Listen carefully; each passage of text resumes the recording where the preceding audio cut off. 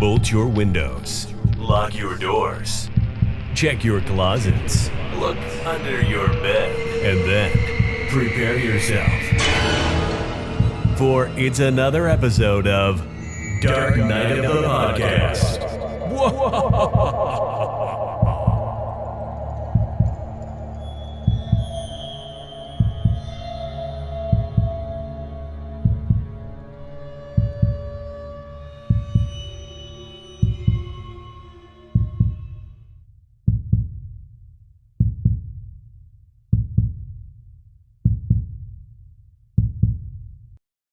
We come to this place for magic. We come to Dark Knight of the Podcast to laugh, to cry, to care. Because we need that. All of us. That indescribable feeling when Troy Escamilla's voice enters your eardrums. And we all go somewhere we've never been before. To be entertained. But somehow reborn. Together.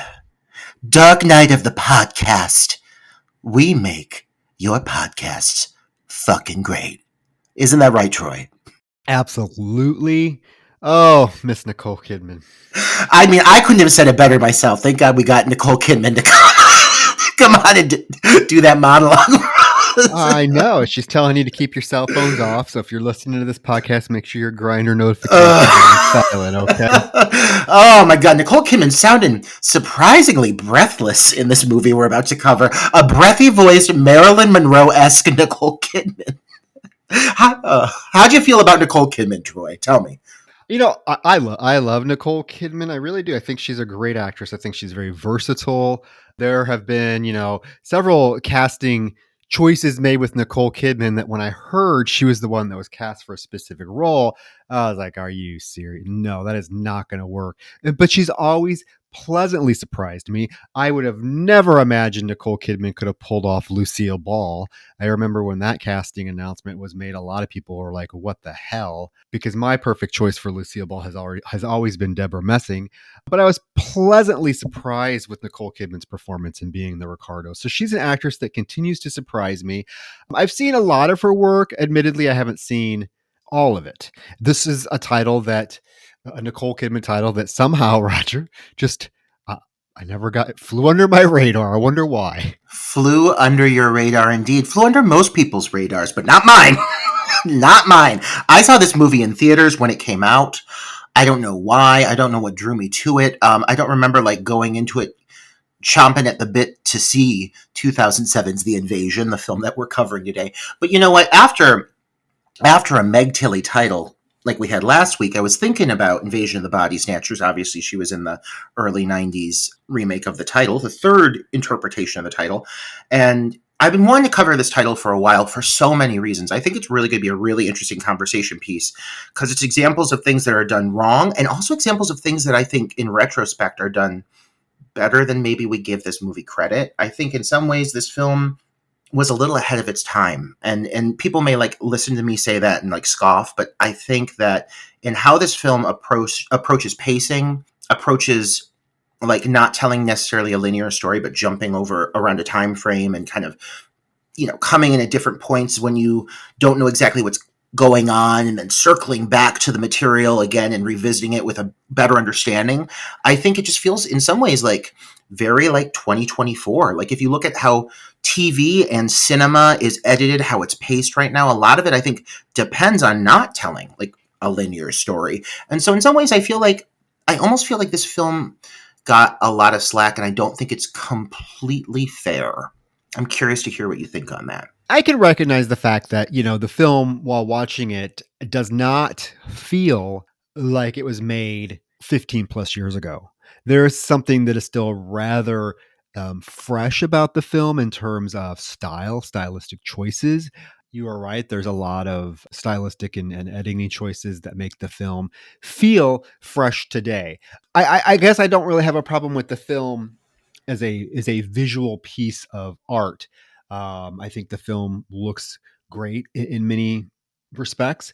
I guess my problem with the film and being able to fully connect to what was happening in the film was more along the lines of the just the writing, I guess.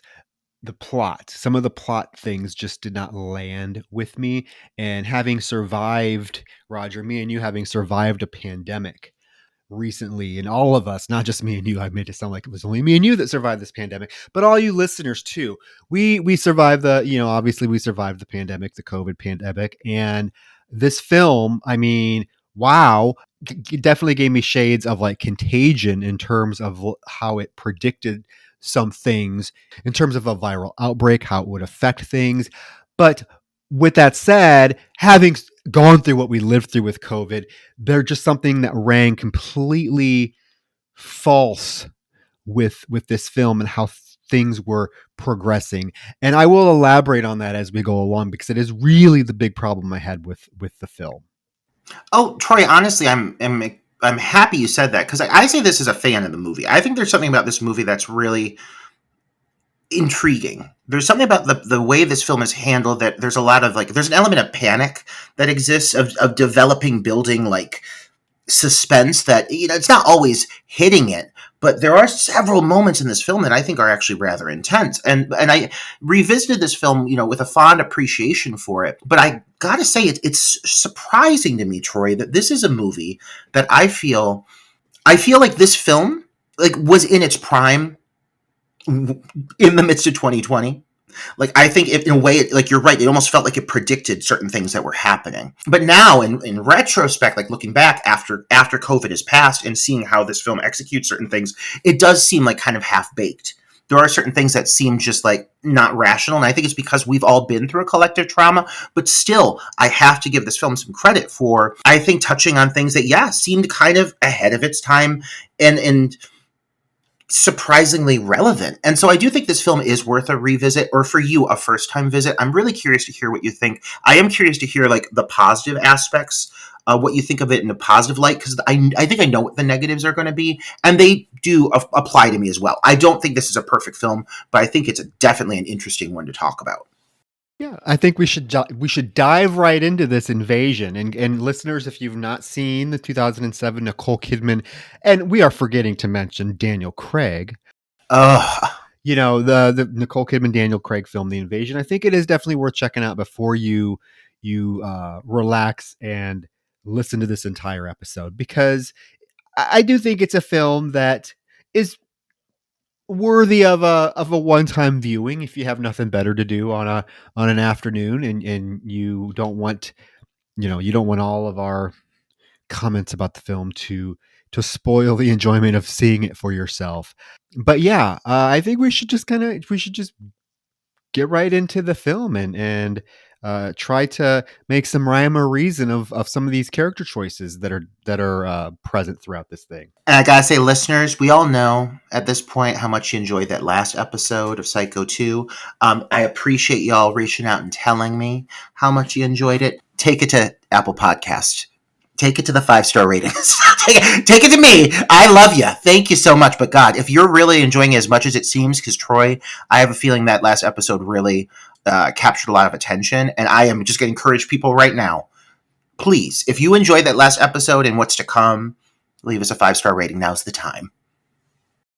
Now is the time, and stick around to the end of this episode to hear what we're covering next, because I think it's a logical choice after covering Psycho 2 that Roger never saw to cover what my next pick is going to be. But with that said, let's launch into The Invasion, Roger, shall we? The Invasion 2007, directed by Oliver Hirschbiegel. And this is a film that actually does have a rather stacked cast, if you will. I mean, Nicole Kidman, looking like a fucking angel. Like just looking beautiful, stunning, breathless at all times. I don't know what this is. This hint of an accent is, and sometimes it keeps like going in different directions. But I like my Nicole Kidman unpredictable. I don't need to know where she's from. I think there's something really magnetic about her in this film. She is the focus. But yeah, you're joined with Daniel Craig. You get Jeffrey Wright in this movie, another fucking capable actor. Like this cast is really pretty impressive. Yeah, and you see a lot of familiar faces that are in a lot of films as like secondary characters. I know Celia Weston is in this. She plays Ludi. Veronica Cartwright is in this. I mean, you do get a lot of familiar faces that you will recognize. And I was pleasantly surprised at some of the people that showed up. But like, I feel like any good, mid 2000s sci-fi hybrid flick, this film smashes open with a flashback. And you are right. We're witnessing Nicole Kidman ransack a pharmacy looking for pills while she's telling herself she's trying to stay awake. We're hearing like people scream. She fucking rips open that cap of 2 liter Mountain Dew and fucking guzzles that as people are trying to get out of this door. And it's just chaos that we don't know what's going on. And that is how the film launches. That's how the film opens. So obviously we as the viewer are like, oh shit, we need to stick around to figure out what the fuck is going on and why is Nicole Kidman of all people guzzling 2 liters of Mountain fucking Dew. Nicole Kidman has never before this film tasted, smelled, been in the presence of Mountain Dew. And I mean, you can't convince me that that's not just water that's dyed green, because I'm sure she was like, absolutely not. She's like, I'll fake it, but I ain't drinking that shit. She's Nicole Kidman. Frail, tiny, thin, Australian. She doesn't need that shit. But yeah, I mean, this opening moment, it does set you up with like it immediately, like you're sucked into it. I like that the audio has this really kind of haunting overlapping, like you're getting a lot of like just you're hearing the internal dialogue that she's having, and it's very like distorted, like she's overlapping herself, and it ties into the fact that she's trying to find pills to basically keep her awake, and it's made very clear because you hear her say it to herself, like, gotta stay awake, gotta stay awake. And they capture that mindset, that energy really well. Like you're coming into this, and I gotta say, I think, for a first time viewer, I think you're going to be pretty intrigued by this opening scene because it's very vague. But once you start hearing the pounding on the other side of this metal door, you start to realize there's someone in this room with her, and you have no idea what's going on. It does leave you kind of wanting to figure out what the fuck is happening. Yeah, and if you really don't know like what you're getting yourself into with this film, like if you know nothing about it, I mean, it's there's so many different like vibes I got from this opening. Obviously, it felt like maybe like a zombie film, like a fast-paced zombie film, like a 28 Days Later. But then also the whole I gotta stay awake, gave me vibes of a Nightmare on Elm Street. So if you're watching this film and you're not 100% sure what you're getting, then and that it is a loose, and I say loose in the loosest term, loose remake of Invasion of the Body Snatchers, you don't know what you're in for. You could be in for some fucking killer who's stalking your dreams, and that's why she's got to stay awake. But that's what I like about the vagueness of this opening. Yeah, and we move from this opening, which is pretty obvious. It's a flashback. We move to this opening to a space shuttle. News footage, Roger, of a space shuttle crashing, leaving a trail of destruction and debris apparently 200 miles wide from like Dallas to Washington, D.C. And I got to tell you, Roger, I absolutely love these people that they're interviewing. That one old broad that's like, some of us were told not to touch it, but some of us got out and we touched it. I got to give this movie some kudos. It has the most realistic, believable news footage I've ever seen. I mean, I'm thinking these had to be actual people from real like news clips that they just like edited together to like kind of fit the story they were trying to tell, because it doesn't feel like actors. You really feel like you're watching real, genuine news B-roll. And they did a really good job recreating it. But yeah, they're showing you just how massive this devastation was. I'm happy you don't see a ton of the actual crash. Like you see at the very beginning of the movie, you see this like brief moment of it. But CGI is not this film's strong point. Thank God there's not a ton of it, but it's very like, it's 2007. It fucking looks it. And they don't like slather it all over the screen, but oftentimes when there is CGI in this film, it is a weak point, and it does kind of pull you out of it a little bit. You mentioned, Troy, you said like this is a retelling of Invasion of the Body Snatchers, and it probably is the loosest one to date. But I do feel like there are some cool nods, acknowledgments, homages to the original films. Like you can tell that they were intentional with the story they were trying to tell, but they're telling very much their own story. Yes. One thing I was surprised about, Roger, is how loose this retelling is. I guess going into a film called The Invasion, which I knew. I mean, I might remember when this came out. I remember, that it was, it's, a modern day remake of The Invasion of the Body Snatchers. I guess I expected it to be a little bit more Body Snatchers like.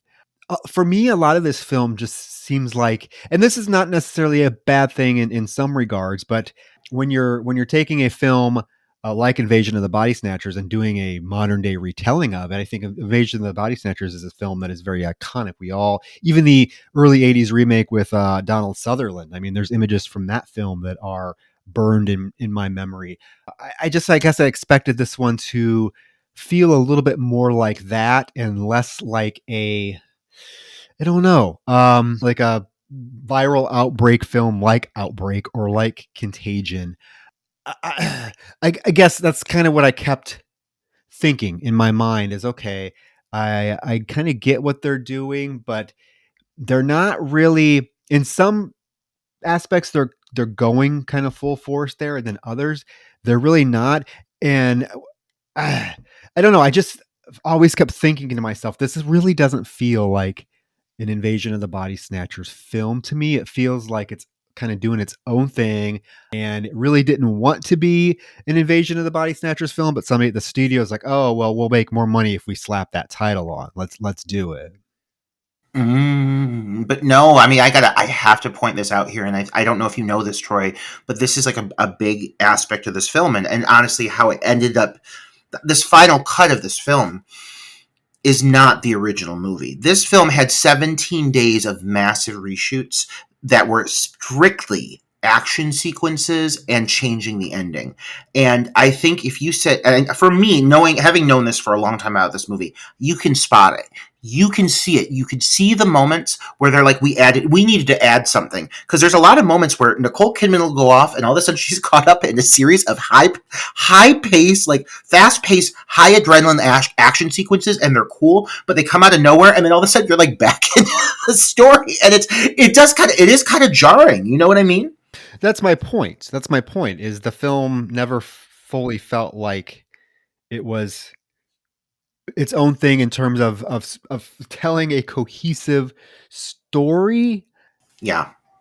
Yeah, I mean, I do not want to see a car chase scene complete with explosions and Nicole Kidman running people through fucking plate glass windows of downtown Macy's. I really don't want to see that in an Invasion of the Body Snatchers type film. To me, then you're really getting to the territory of something like Independence Day or even like fucking Mission Impossible. It's all action. Let's see how many fucking explosions we can put in this particular scene. And to me, it just didn't fit with like what they should have been trying to accomplish with the film. And again, I have a huge problem with this film, but I don't want to say what it is yet because we're not there. And I just don't want to get ahead of myself. Okay. So yeah, we find out that there is this space shuttle crash, which apparently, Roger, also leaked some sort of like debris, slime, for lack of a better term. And this is where you're getting kind of the alien invasion aspect of the film, which again is the most interesting part for me as a viewer, because then we're introduced to Tucker Kaufman, who is from the CDC, and he shows up to the site where a big portion of this plane debris landed, and he is told that this, whatever this species is, it looks like white slime. It's just slime. He's told that it's some sort of endospore that all of the scientists can tell him is, it ain't from around here. I'm like, okay. I love your scientific precision there. It ain't from around here. And then as he's leaving, there's this little girl that comes up to him and she's like, "Hey, mister, this was on our roof." I don't know what the fuck it is. She gives it to him and he cuts his hand with it. The line that she says is, "Sir, this was on our roof." It is a horrible delivery to the point that they don't even cut to the child's face. You just see the back of her head. But yeah, he stabs himself on the metal. It's probably that same child from Cat's Eye. Oh my god, I hope so.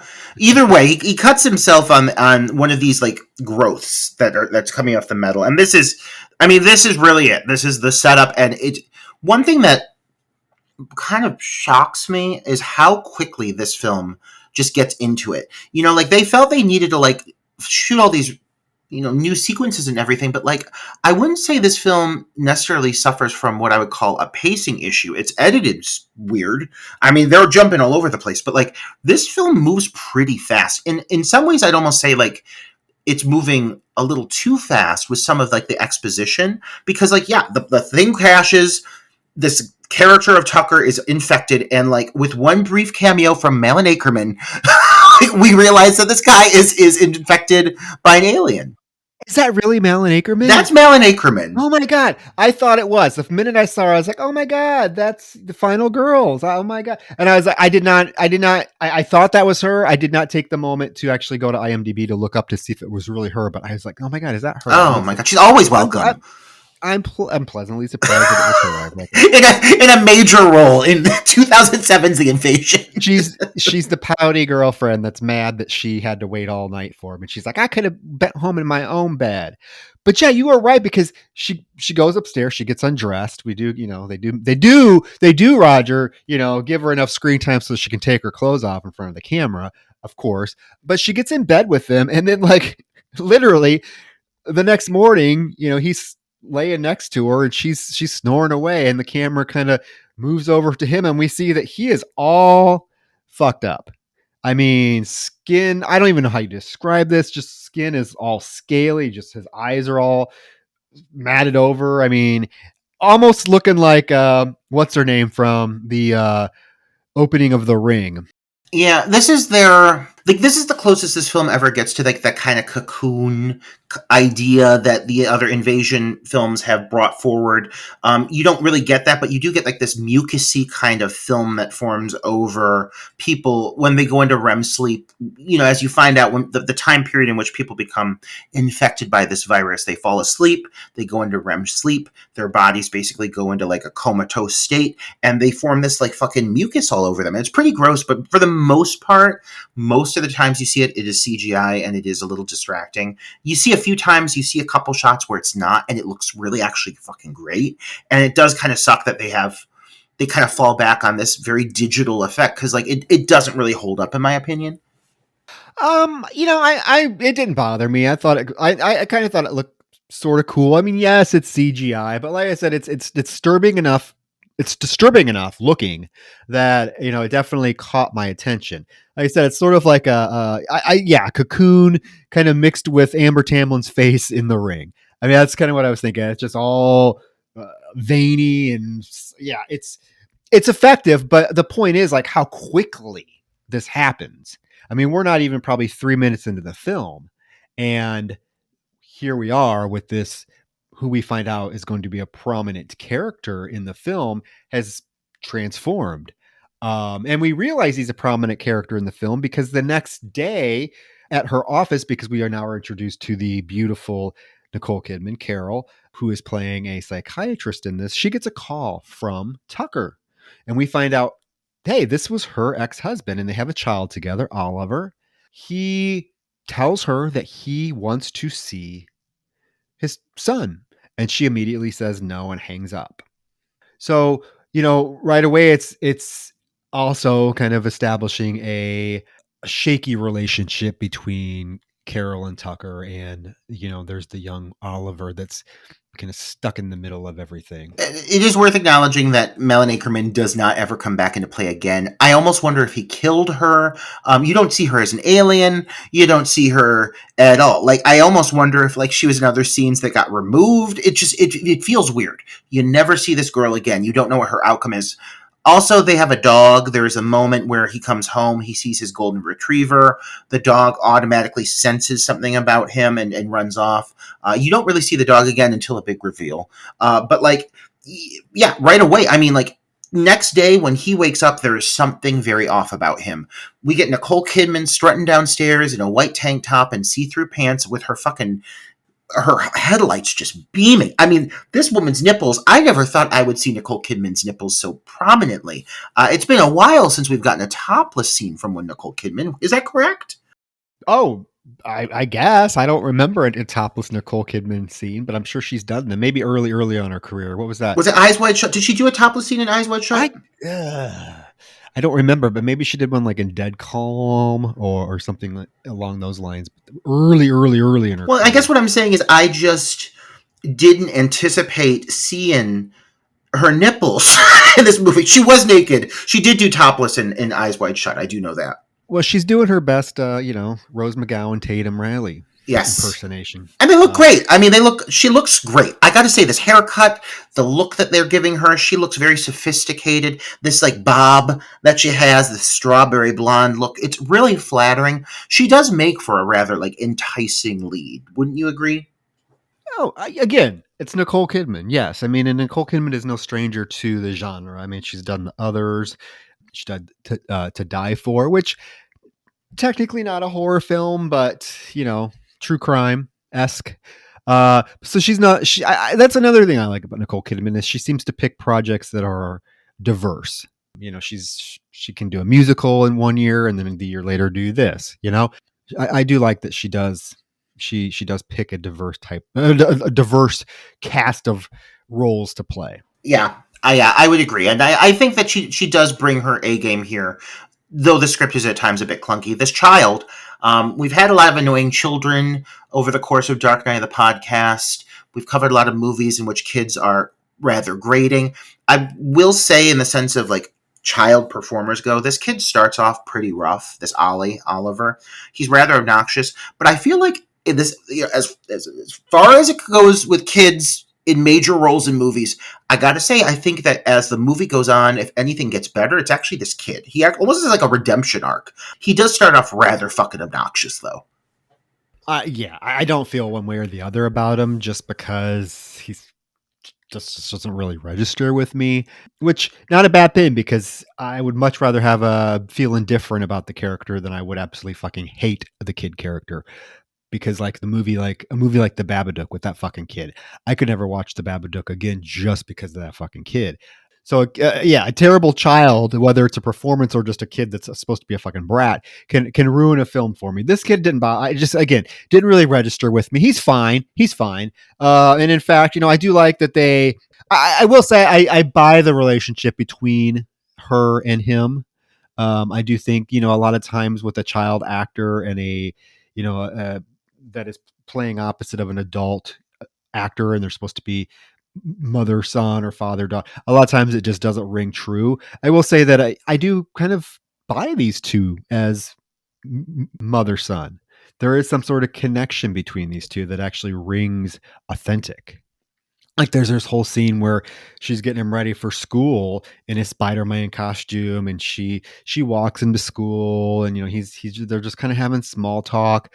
There's this little scene later that they do. They do a lot of like cute wordplay together, and again, I think that enhances the authenticity of the relationship between the two of them. But once she walks him to school and lets him go with his friends, she gets in the car with Dr. Ben, who is played by Daniel Craig, best known as playing 007. I will say, I'm always pleasant to see Daniel Craig. Roger, I have to say, I expected a lot more from his role in this film. Like you expected him to just be bigger in this movie, like a bigger part. Yeah, like he is not given much to do at all. Like I was surprised because this is around the time that he was, he's never been like a huge like George Clooney type star, but this was around the time he was doing the James Bond films, and so he had some clout behind him, and I was expecting just a lot more from this character, and I just was surprised that he's not really given a lot to do. And I can't say that it's a good performance. I can't say that it's a bad performance because I think that you could probably get yeah, almost anybody to do this role and it would have had the same impact. I think Daniel Craig has a natural charm that he brings to most any role he plays. I think he's rather likable in this. Like, I think in the sense of like, he's playing like the best friend who's in love with her. I mean, we've seen it 1,000 times and she's not in a place to give it back, but I think he's rather endearing. This was filmed like 2006, 2007, and I believe his first James Bond film came out in 2006. So this is like right around the time when that was hitting. So I wonder if like because of the reshoots and so forth, I wonder if maybe they didn't anticipate this blowing up as quite as the James Bond thing like becoming such a major vehicle for him, because it really did. I mean, he kind of revitalized James Bond in a way. So I bet they are almost kind of kicking themselves they didn't utilize him more in some of these bigger action scenes, because there is a Bond-like quality to these last 25 minutes of the movie that I would have expected him to be more prominent in. Like, if you're going to put Daniel Craig in a movie like this, he would be the one in the helicopters driving the cars. I mean, he does have a little bit of a car chase scene, but overall, like, it's pretty much Nicole Kidman taking the action sequences, and I forgot just how absent he is during a lot of those. I guess that's my point. As I just expected, because it is very much billed as Nicole Kidman and Daniel Craig, and I just expected not, not even necessarily for him to be in the film more, but just to have more to do. Like, I feel like I don't know. Yeah. Well, when they're in the car together, he is really, really trying. He's really bent out of shape about the space shuttle crash and what it could mean. And it's obvious that she's not really hearing any of it. She's more concerned about Tucker calling her to see Oliver, and it's revealed through her dialogue that Tucker kind of just like walked out on them and has had no interest in seeing Oliver for years. So him literally calling up out of the blue and demanding that he see Oliver, it just doesn't, there's something not right about it. And she absolutely knows that. I do think that's one of the more interesting angles is his relationship. He works for the CDC. It makes sense why he's infected so early on. She's like the natural progression of someone in his life, within his life, that would be one of his next direct contacts due to the parent relationship. And she's so resistant. And you don't see a lot of it. Like, Tucker is another character that almost, like, he gets pushed to the back burner. Like, he is now kind of the malevolent force or the face of the invasion. But he comes and he goes, and then there's a certain point where he just goes away completely, and it feels kind of weird, because he really is like he's patient zero in a way. He's one of the first carriers for this, and so you would really expect for him to hang around more than he does. But his moments, now that he's become overtaken by this invasion, by this alien force, he does have several good scenes. I think he's rather effective when he is taken over. I do think he's rather ominous, and I do like the moments in which he gets to play it up. No, I think he's pretty good in the role. Strangely ominous, strangely sexy. Jeremy Northam is the actor who plays him, who, again, recognize the face. These are a lot of these secondary characters have been like prominent character actors. There's a fellow that shows up here later that I swear to God was in an episode of The Golden Girls, Roger. Oh my God damn it, Troy. Oh my God. I bet you can name the exact episode number too. And when we get there, I'm gonna tell you which one it was. But yeah, but even like this next scene when Carol goes to her office and her 9 o'clock is there. I mean, we get Veronica fucking Cartwright. Oh my God. I mean, God, I love her so much. I know. Alien. I mean, she's been in so much. And she has just a little kind of cameo here, but she knocks it out of the park. She knocks it out of the park, man, and she's very much harking back to the character she played in Invasion of the Body Snatchers. Like, if anything, if we're gonna tie into original aspects of the initial films and original sequels, and bringing back an original actress like that, playing a role, a hysterical woman, which she does so fucking well, feels very true to the 1970s Invasion of the Body Snatchers. Like, you could tell there were parts of this that they very much wanted to be a remake of Invasion of the Body Snatchers. So it does, kind of point to what you said earlier, Troy. It surprises me that they get so loose with it as it goes on, because, like, why would you bring back a major actor from that film, the film you're trying to replicate in some senses of the word, and then just go so, like, off the rails with it? This was even retitled at one point. It wasn't even going to be called Invasion. It was going to be called The Visiting. Like, you could tell that they were going back and forth with, do we want this to be a remake of Invasion of the Body Snatchers or not? There was a point in the production of this film that you can tell that they fucking did, or else she wouldn't be in this film to begin with. They brought her in for that homage. One thing I would like to do that I just didn't have time to do, because I haven't seen the 70s version of the Invasion of the Body Snatchers or the original one. I haven't seen those since I was a kid. It would be interesting to revisit those two films and then watch this, so I could see if there were strong connections to those two previous films with this one, because like I said, I just kept thinking this just doesn't feel like what they are promising with the title. But we find out through this character that Veronica Cartwright is playing, Wendy, that her husband As she says, my husband isn't my husband. And Carol's like, what do you mean? She says, the way he acts, the way he looks at me, he keeps bringing me things to drink that I don't want.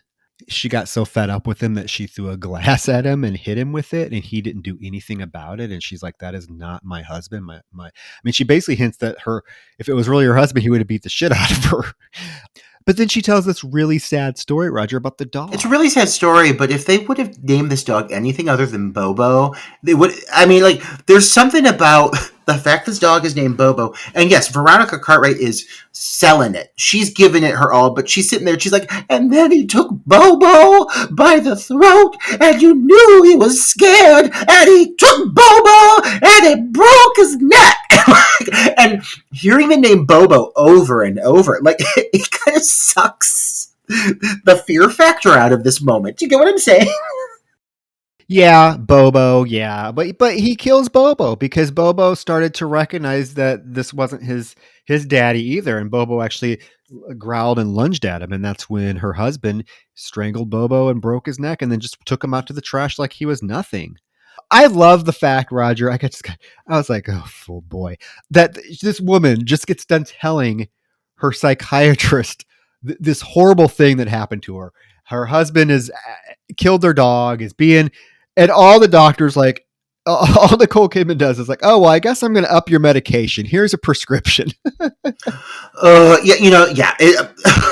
Not doing her job. She should definitely be calling, like, I don't know, the police if this man just killed a dog.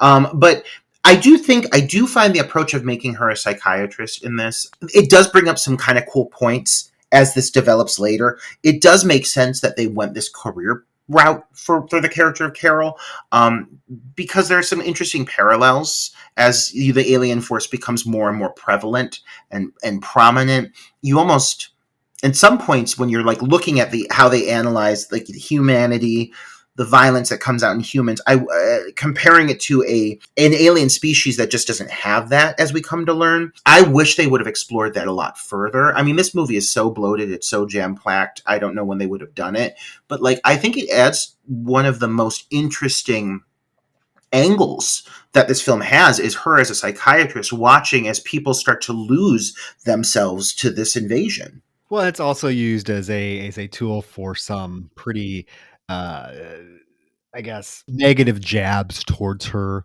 by some of these people later on in the film, making reference to the fact that all she does for people that may have issues is just write them prescriptions for pills. So I guess it does make sense that this very first thing we see after this woman tells her what happened is she's just writing her a new prescription, because it's like, that's the psychiatrist's answer for everything, instead of actually trying to find the root cause of human anger, human suffering, human decisions. It's just, let's just write you a prescription and hopefully you'll forget all about it. So now we cut to Halloween night. Oliver getting ready for Halloween and preparing to see his dad the next evening, because it is established. I don't know like how she went from like literally hanging up the phone on him when he asked to see, when her husband Tucker calls that first time, she hangs up on him, and now the next day a whole fucking week trip is planned. Like, okay, we totally missed something there, but she is telling Oliver, oh, are you excited? You're going to go see your dad. This is the first time you're going to see him for a while. And he's like, yeah, it's going to be fine. We can text each other all the time. Keep in mind, this is 2007. So texting is still, I don't want to say new, but still a fairly fresh thing. I mean, this is probably around the same time, Roger, you still had to pay for text messages. Do you remember that? Do you remember when you only had like 200 text messages a month, and if you went over, you had to pay like a quarter more? Do you remember that? Oh, I remember it. I absolutely fucking remember it. I was always paying so much. Oh, I was always going over. I had a lot of things to talk about in 2007. Well, she takes Oliver trick-or-treating with some neighborhood boys, and there's the other mother. I never caught her name. Pam. Her name's Pam. Yeah. Pam, okay. I guess I did catch her name because I do have it here. Okay. So yes, I did. But Pam, yes, it's sensible Pam. Pam has a son as well. And as they're walking down the street, she's telling Pam that Oliver's having nightmares again. And here she goes again, Roger. What was her solution for him having nightmares? Medicate it. Yeah, she put him back on Klonopin. A child. And I really think you caught on something there. I think they're really dissecting the fact that her instinct, because you get it here again in a moment with what happens to this kid Andy. Her first instinct is always to go into psychiatrist mode, ask the questions, assign the medications. It is kind of played almost as a flaw in her character that she has to overcome in some ways. Well, as they're walking down the street, there's this dog that is at the door watching the trick or treaters go by, and it takes a kind of an aggressive interest in the Pam's son. This dog actually breaks out of the house and full on attacks this fucking kid. Like jumps on this kid, is looks like it's gonna rip his throat out, but this kid is very stoic, almost emotionless. He just reaches up and grabs the dog's snout and starts to squeeze it. And oh shit. Just at the same time, before it gets out of hand, the owner comes and gets the dog away, and they see that the kid has blood on him. And they rush him back home. It's not his blood, it's the dog's blood. Kid seems fine. The mom's like, "Are you okay?" And the kid's like, "Yes, mom, I'm fine." And we know this there's something wrong with this kid. I mean, it's very obvious at this point.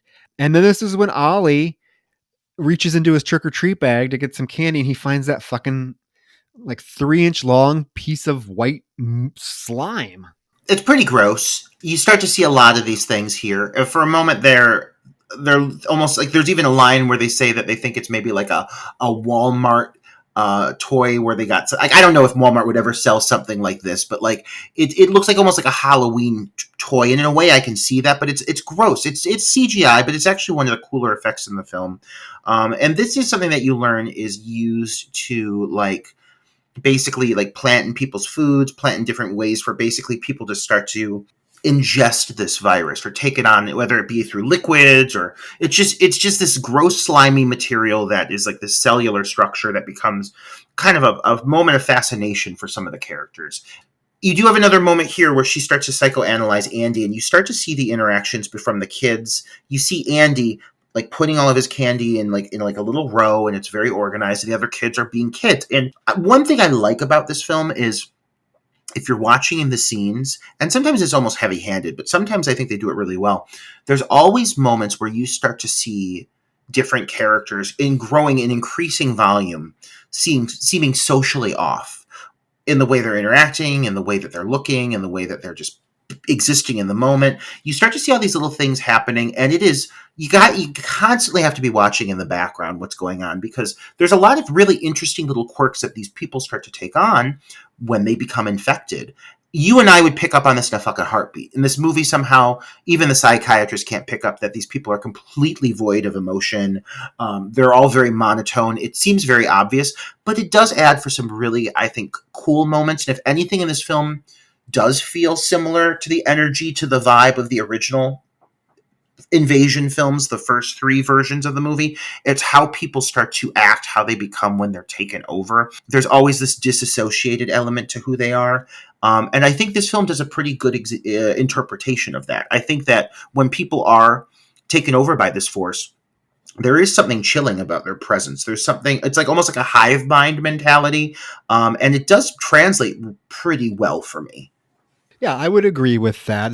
Once the people are affected, yes, their actions are quite recognizable as the audience as okay, this person is obviously infected, but B, yeah, very very creepy, very honed in on having one sort of goal in mind. They all have the same goal, and that is to convert as many people as possible. So it does get to be quite creepy. We get this random shot. I was wanted to know what was up with this girl. We never find out. She's just like running down the street crying as Carol gets in a cab. She takes the organism to Ben, who just happens to work at a hospital. He's a doctor. And he, like you mentioned, Roger, he thinks right away that it's probably just a Halloween prop. So he gives it to another doctor, the Jeffrey Wright, again, recognizable face, who is going to examine it for them. We cut to this scene, Roger, where we get another CNN broadcast about a flu pandemic. So now we get that first use of the word pandemic. There's a flu that's apparently spreading. The CDC leader, Tucker, is speaking to the press about a new vaccine. And again, this hit home so hard with like just going through COVID. I mean, and this reporter that's in the audience, she even asks a question that I remember like so many people were concerned about when the first COVID vaccine came out. And she just wants to know, like, if this is a really new virus, how did you come up with a vaccine so fast? And will it be safe? I'm like, oh my God, this was 2007. And these conversations really happened during COVID. One of the cooler aspects of this film, and it does feel, in some ways, almost, you know how they'll say like there's episodes of The Simpsons that have predicted certain things that have happened, certain conversations, certain major events. Mm-hmm. There are elements of this specific aspect of the film that feel eerily similar. And it's something else that like I almost wish they would have explored that further as well. You do get a lot of these pandemic mentions, the topic of this flu. They keep bringing up this flu, which is clearly what this alien force is using, what they're masking this all as, so they can start to incorporate these vaccinations that they're going to be giving people that's actually spreading the virus. And this is like kind of like one of the major factors of the movie, what kind of keeps things moving at a high pace, because there's a time frame here. People are starting to realize, oh shit, once these go out, once the masses start to get injected with this, there's no way you can stop it. I mean, it's going to run rampant. But early on, yeah, I mean, it's unsettling. It's a creepy aspect of the movie. I wish in some ways it was a little less heavy-handed with the alien aspect, because while all of this is happening, you have these moments in the background where you see some of the alien servers turn around and literally like bend over and vomit into the coffee. And I'm going to say it's cool. It's creepy as fuck. But like these aliens are not subtle at all. Like they're puking in people's coffee, and you know all these people are about to turn to aliens. This thing is spreading fast. Yeah, that's probably one of my favorite shots from the film, actually, because as he's speaking, he's scolding this woman for asking the question. Behind her, we just see these workers just casually turning around every like 5 seconds, and we don't know what they're doing. But then as the scene closes out, yeah, we get that close up of them literally just mechanically, almost mechanically, like in unison, bending over, puking in the coffee. And I'm like, oh, that is fucking disgusting. It's gross. It's gross. And it's something like if you get like you see a few moments of the aliens like spitting this slime, but there's these. It's weird because it feels like they never fully gelled what powers, what abilities, like what can humans do when they're infected by these things? Are they like almost like are they like an advanced species? Like there's sometimes where it looks like their jaws are like dislocating and they're becoming like more alien like. And then there's other times where they just seem completely human, just emotionless. And you leave it at that. And there's no like advanced abilities. So I can't really totally gauge exactly what it is these things can and cannot do. But I like these moments. I wish there was more moments like this because I do think it's rather effective. It's kind of awkwardly popped in at different points in the movie. And this is where I think that reshoot element comes into play. I bet they're like, we got to make it scarier. We got to make it grosser. Why don't we have them start puking slime? Well, it grossed me out, so I appreciate it. Like I said, it's probably one of my favorite shots from the film. So Carol gets to her office that morning, and now Wendy's husband, that weird ass husband, is waiting. And this is the guy, the actor Rogers, I swear to God was in an episode of The Golden Girls. Oh, I hope so. Let's look it up. Right. No, I swear to God that this guy played the politician that Blanche works on his campaign, and then he ends up telling everyone that he slept with her to get elected. And then at the end of the episode, you find out that he's actually trans.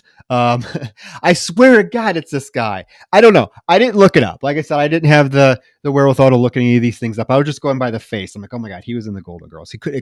Hopefully it is the same guy, but he's weird. He's weird in this. He wants his wife. Carol tells him, your wife's not here, but you just need to wait and I'll go call and ask what's going on.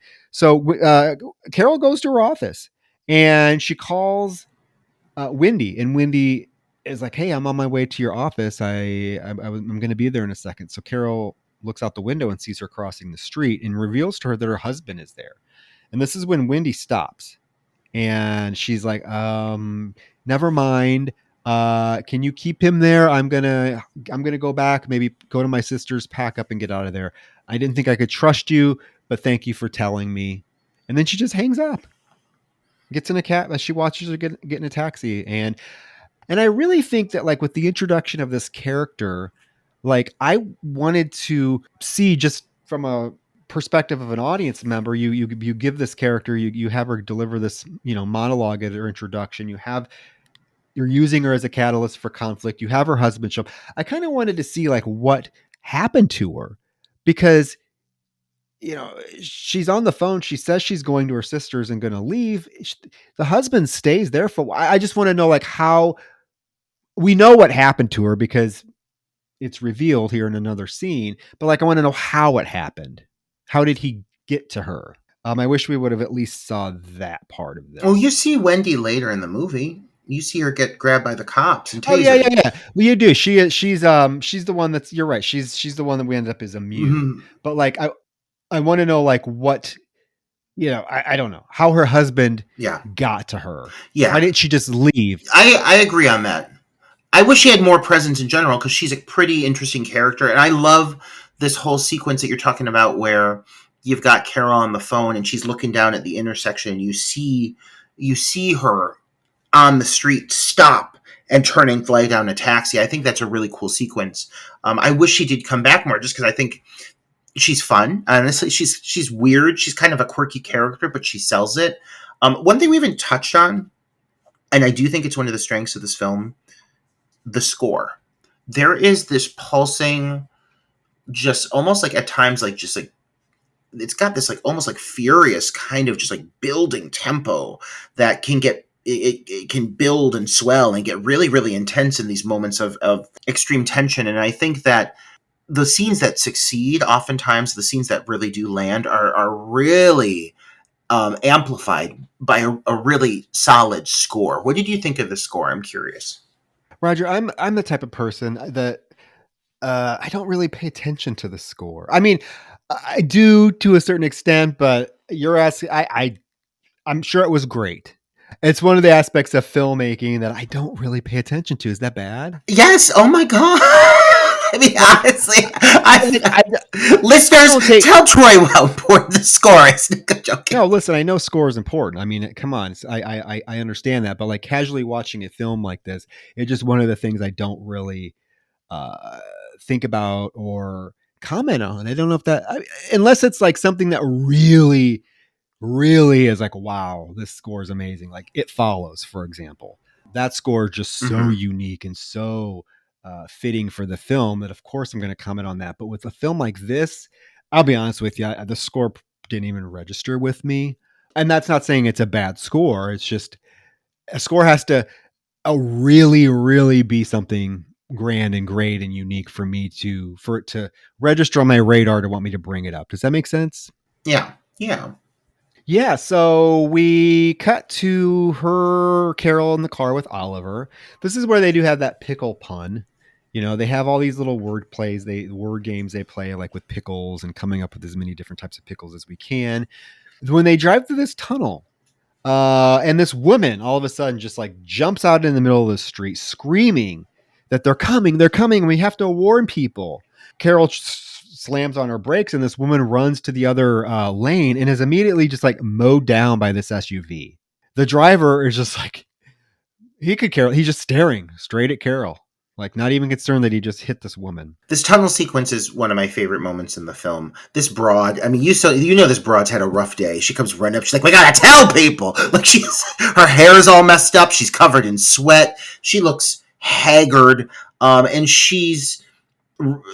obviously she's just at a point where she's completely, I don't want to say delusional. Obviously she's clued in on something that people are not aware of what's going on, but she's just literally in the middle of traffic trying to flag down vehicles. She's desperate. And when she gets hit, there's the shot of her body getting launched. And the way they film it, like you see her legs go up and like drag along the cement.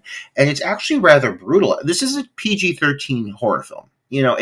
And for the most part, it feels it. But there's a couple sequences that are extremely violent. And this moment, I mean, this whole car impact sequence, I thought was pretty shocking. I remember the first time I saw it, it made me fucking jump in my seat. So yeah, I do like this whole scene. And then you get Carol stepping out of the vehicle. She's like, I'm a doctor. I want to give a statement. And the cops around her will not take a statement. They're like, we took your plates down. And she's like, why did you take my plates? And he's like, we will contact you if we need anything. And it's just very off. She picks up on it. It's not standard protocol. and Carol's starting to put the pieces together. Yeah, she recognizes this is not right. Like, this woman literally just got mowed down. You obviously want somebody to tell you what happened. I saw it all. And he is just, that cop is like, nope, you need to go. We got your plates. So she has no choice. She leaves. She drives to Tucker's house and drops him off. Tucker actually invites her in and she's like, no, I'm in a hurry. I have to get to this party. And as she drives away, little Oliver is waving to her, and Tucker is now with his dad. I mean, come on, Carol, you're a psychiatrist. When you see this man that you have been married to at one point and then divorced, you're telling me you can't pick up that this guy is fucking off? Like, the way he's talking to her, like the voice tones, like, I feel like any person would pick up on the fact that he is not himself, but she doesn't seem to really notice it at all. Well, she's in a damn hurry to get to this dinner party. Oh, I would be too, eating that caviar with all those fucking Czechoslovakians. Yeah. So what the next scene is basically she's in the car with Ben, and she's telling him about the woman being hit and the cop's not doing anything. It's always like I find this weird dynamics between these characters, because like when one thing seems really important to one of them, the other one doesn't even really seem that interested in it. It's like when we're first introduced to this, or when we're first introduced to these two characters, Ben is all worried and flustered about the space shuttle crash, and she is like not even having it. She just wants to talk about Oliver and his dad. And now here, she's all worked up about seeing a woman just get mowed down, and he could seem to give two shits. He's like, well, we have this beautiful dinner, let's just focus on that. And they do get to this nice restaurant where they're having dinner with a Dr. Henrik and his wife Luddy, and that fucking Russian, what is he, a Russian ambassador? Yes, Yorish. Yeah.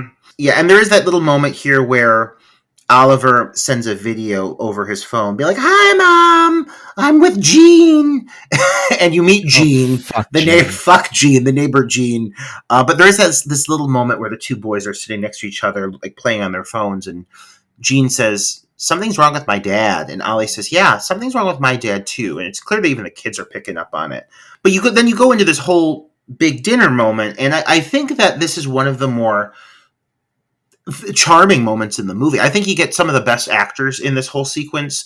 I think that like the diplomats and this whole relationship they have with Urich, and the humor, the banter, but also some, like, again, the dialogue that comes up here discussing her career, discussing, the actual importance of it, what she does. Is there an importance to it? Can she prove just how educated she is when she's talking about humanity and what we're naturally programmed to do? Can she back it up with her actual science and her understanding? And she does. She is actually quite competent and capable in defending herself against Yurish, he's not being mean, but he's being a kind of a jerk with like a sense of humor. He's prodding her, and she snaps right back at him. And I really like this scene because it makes her seem smart. It makes her seem like a strong female presence in this movie. And I like just seeing all of these people interact. I wish we got more of this as well. I like these characters. I think they're fun.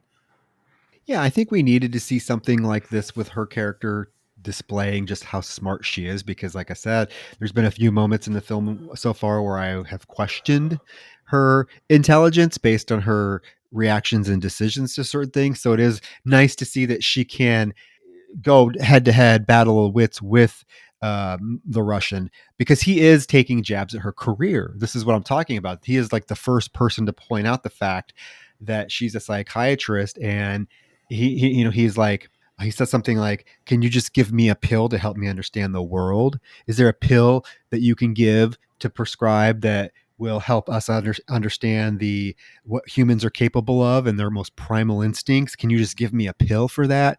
She does shut him down pretty swiftly and intelligently by telling him, hey, we're humans. We evolve. We're still evolving.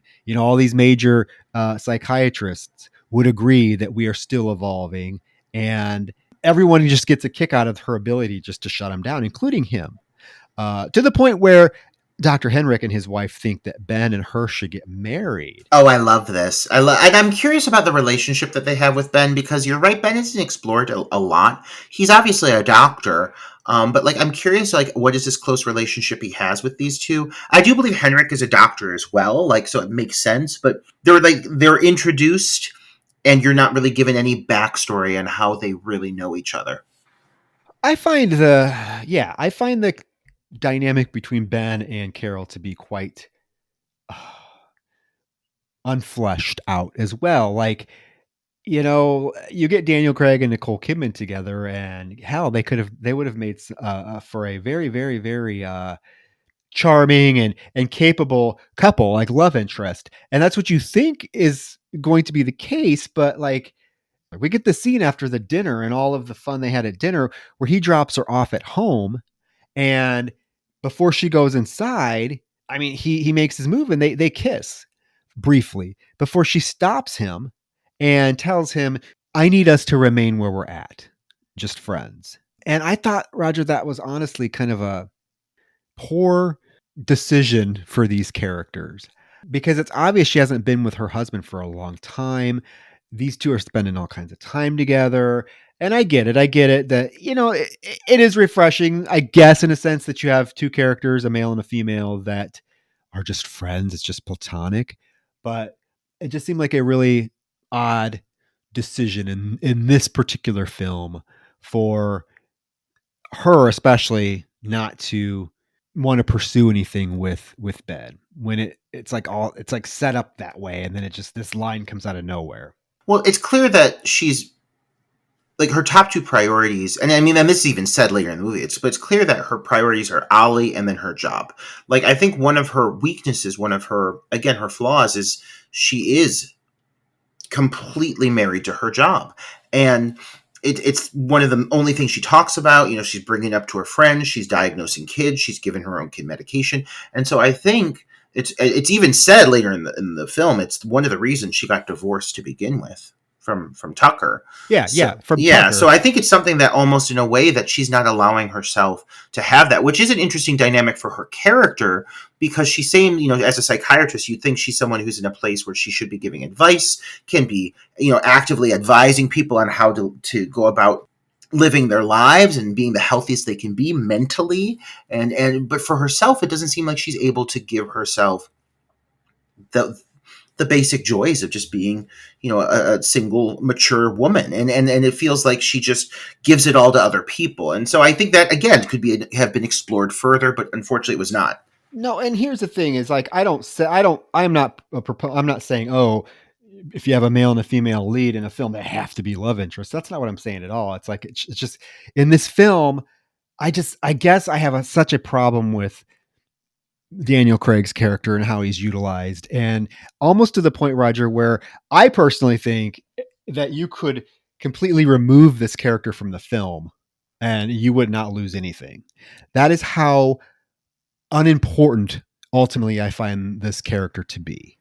And again, that just my viewing, my interpretation of how everything is. Like, he does not do anything. Yeah, we get kind of a little twist at the end with this character, but still doesn't do anything to drive the plot. Like I said, think about it. You could remove this character from this film, and it's not going to disrupt the plotting at all. In fact, it could fucking pick up the pacing a little bit.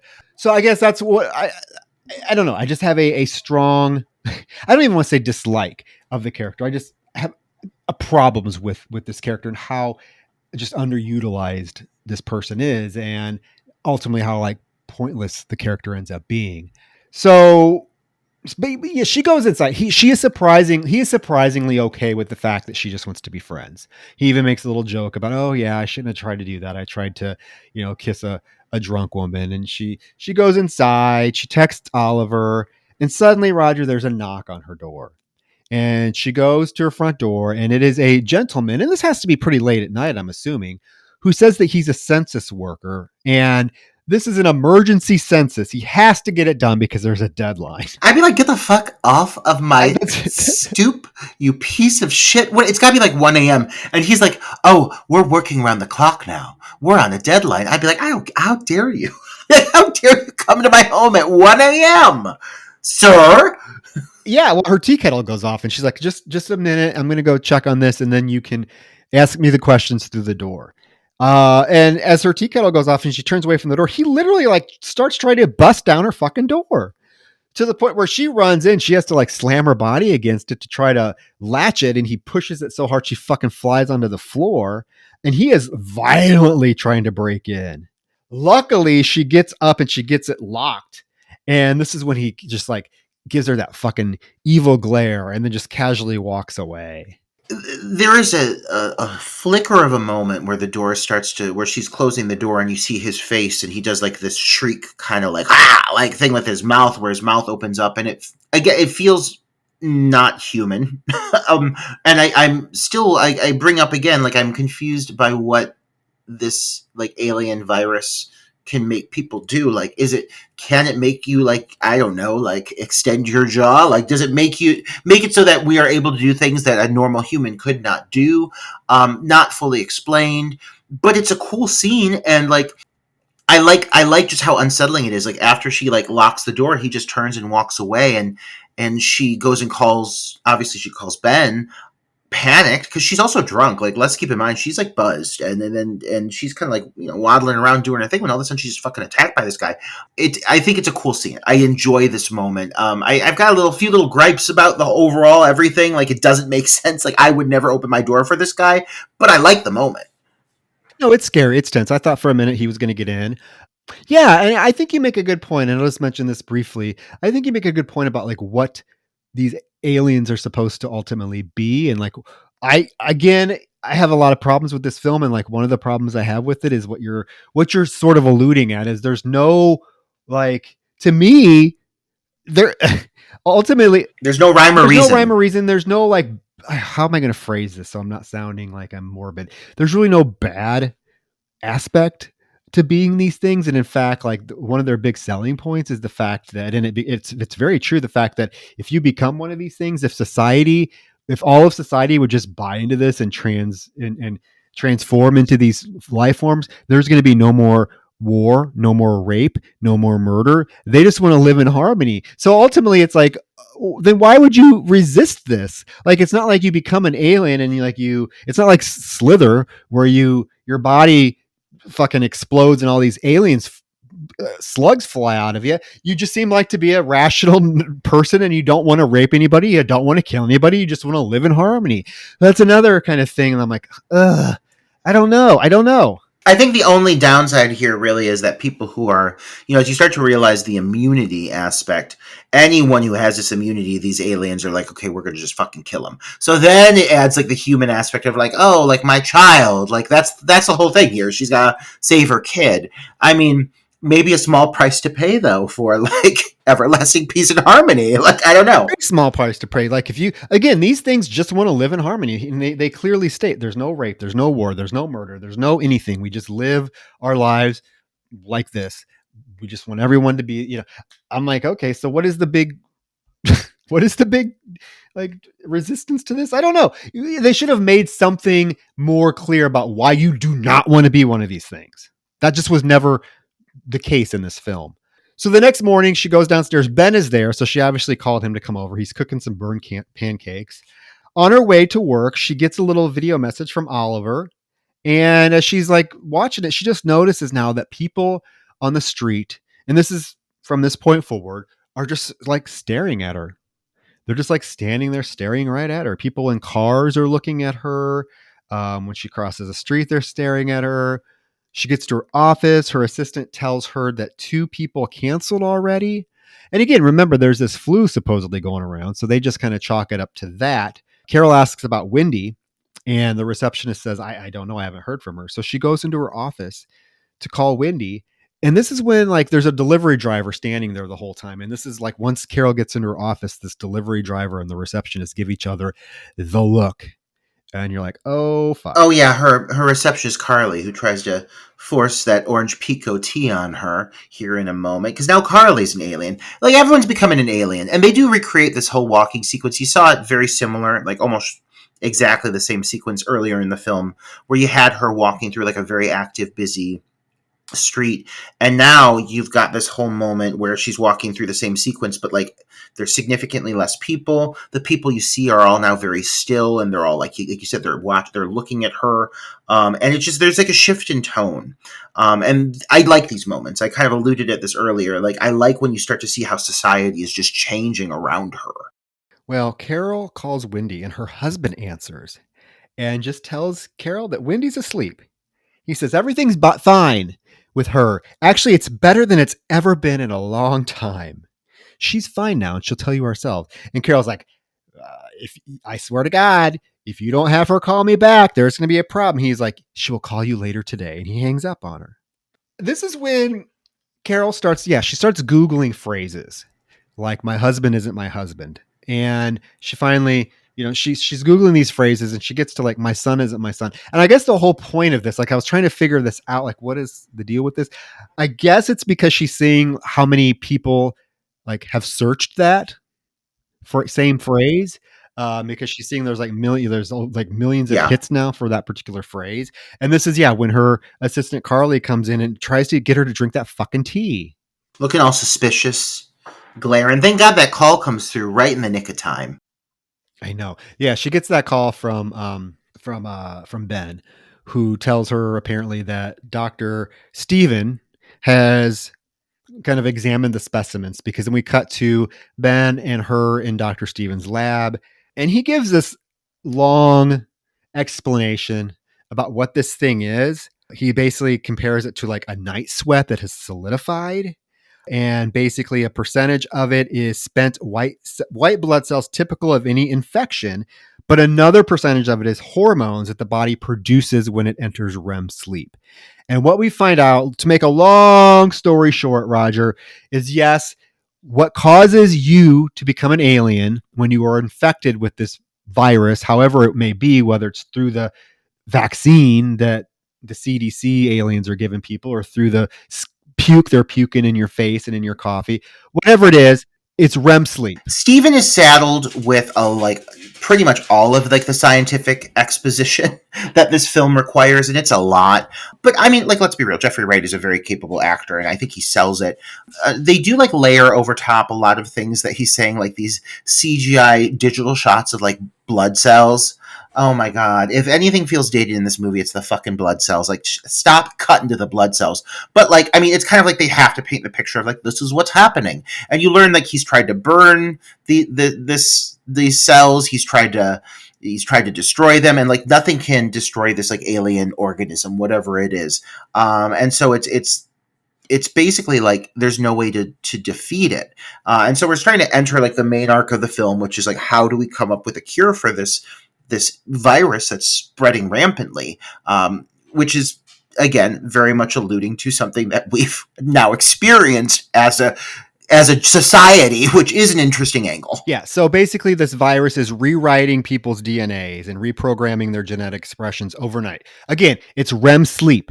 You have to fall into REM sleep for you to transform.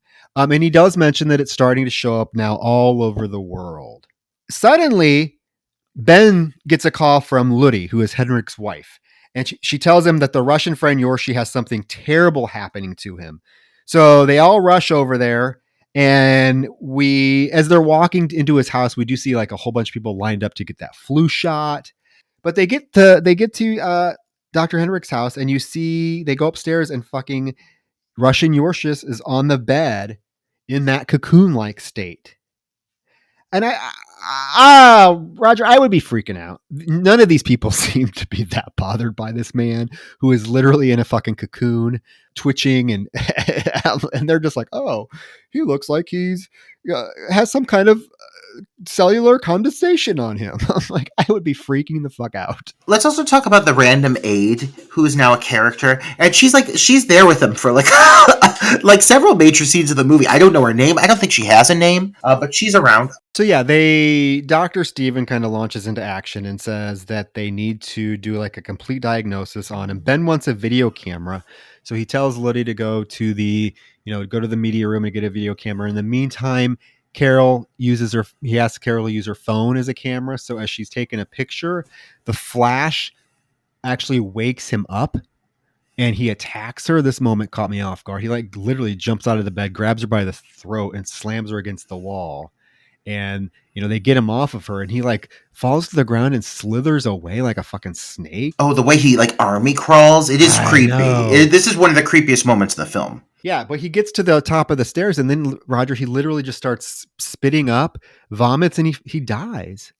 And they conclude, Dr. Steven concludes that the REM sleep interruption caused a cardiac arrest in him.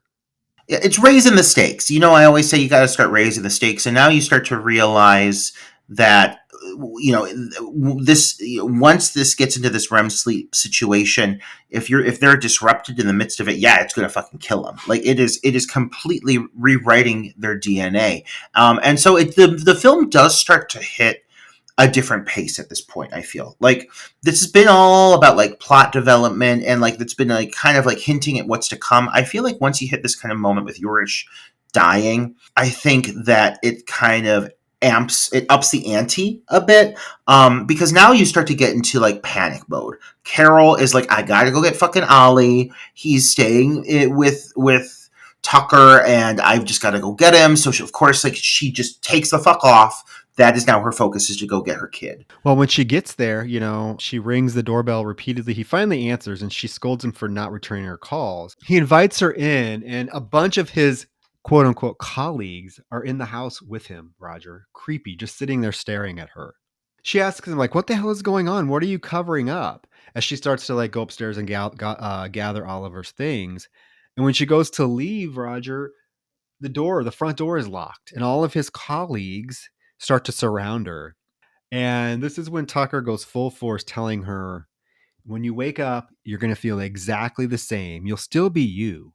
Don't fight, Carol. It doesn't hurt. And he is like full on going to convert her. And as she backs away, telling him to stay away from her, to leave her alone, he pounces on her, gets on top of her, and we get to see Nicole Kidman get puked on.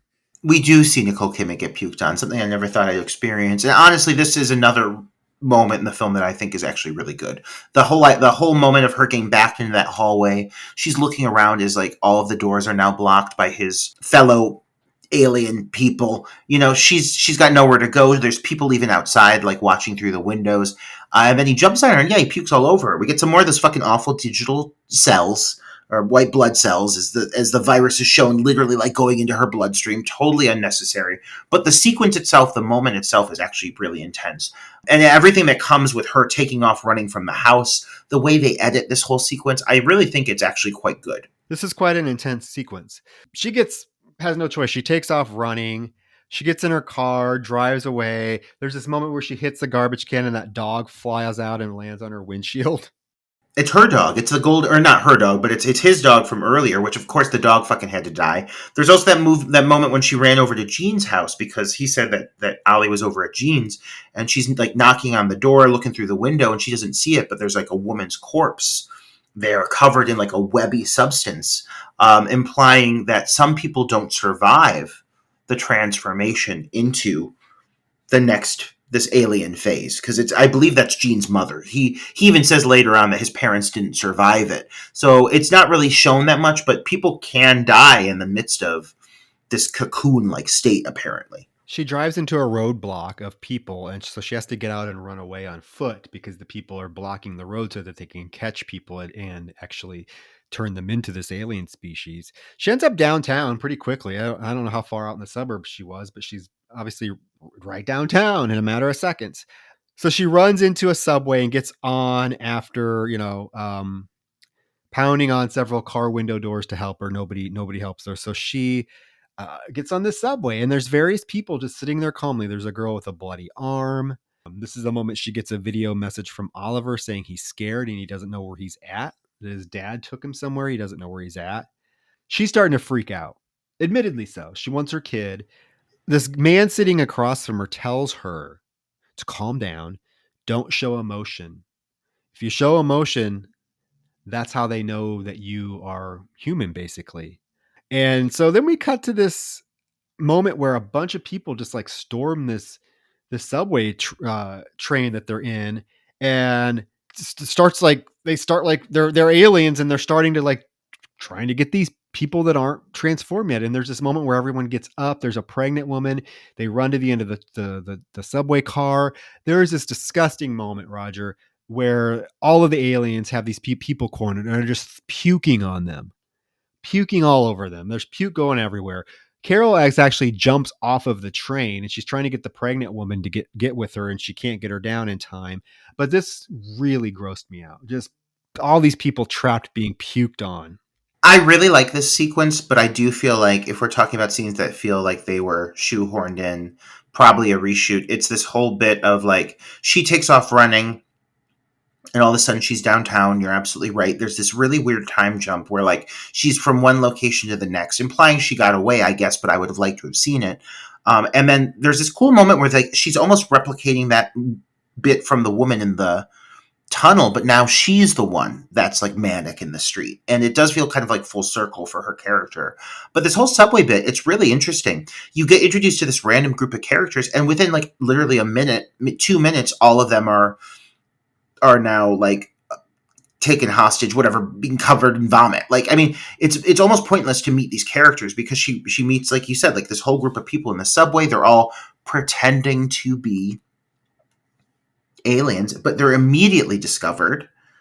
They try to escape. She's the only one that's able to get out. She takes off running. There is that whole great scene where she tries to help the one girl, but the girl gets grabbed and pulled into the crowd. It feels very like Night of the Living Dead, very zombie. Then Carol like takes off running. She ends up back in the subway and she goes up that staircase and she's off by herself again. And it feels so weird that like, why even bother introducing this group of people if they're just there to get captured immediately, you know? Well, there's also that moment she goes into that employee high voltage room and finds a gun. Yep. Because there's just a police officer, and she gets the gun, and then this employee comes in and tells her that I don't want to hurt you, and she's like, "Stay away from me." And she points the gun at him, and he's like, "I have 2 boys. You don't want to do anything like that." And she fucking shoots him when he lunges at her.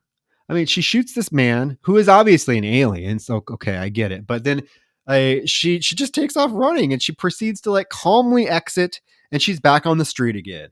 And on the street, Roger, the cops are attacking people, trying to convert them, like literally holding people down, dragging people away. It's utter chaos. One cop approaches her and tells her that she's sweating. You're sweating. They don't do that, and they'll know that you are not one of them.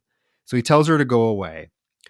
She obeys. She walks past a school as these kids are watching her, and then past her friend who's giving like shots. It's Pam. Pam is now giving shots to people. Everyone's a fucking alien. Everybody. Yeah. Okay. I'm going to bring this up. Don't want to dwell on it. But this is when I told you at the beginning, I kind of had a problem with this film. It seems like it's very well known now by a lot of people that this virus or this contagious thing exists, right? The CDC, Dr. Steven knows it. People know that this is a thing. Like, I really wish we would have saw just a bigger like resistance by, I don't know, the government to have this thing spread. Like, I think that's one of my biggest problems with this film is I don't buy that things would flesh out the way they are without like major government intervention. At this point, it's very well apparent.